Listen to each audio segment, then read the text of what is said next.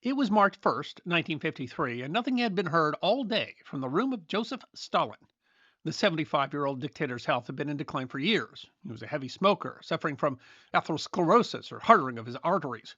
He had survived a stroke and a heart attack in 1945. He'd become increasingly paranoid. When a doctor told him in 1951 that he needed to work less and rest more, Stalin had the man arrested as a spy. The always brutal dictator had become even more violent in his purges of people he saw as enemies of the revolution.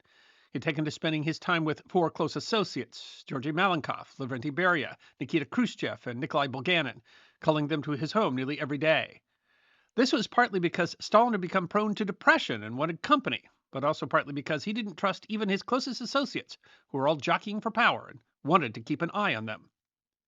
The group had been up late at night drinking. Stalin had gone to bed drunk, although Khrushchev said that he was in good spirits. But on March 1st, Stalin had not called the men as usual. In fact, he hadn't rung for food, nor apparently roused from his bed. But his staff was too frightened to check on him. A maid finally looked in at 11 p.m.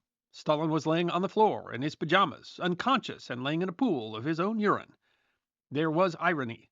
Stalin had been so strict that his staff was afraid to contact a doctor until they could get instructions from party leadership. When Beria and Malenkov arrived, they were so used to Stalin's micromanagement and so scared of his anger that they also could not decide whether to call a doctor. No doctor was summoned until the morning of the 2nd.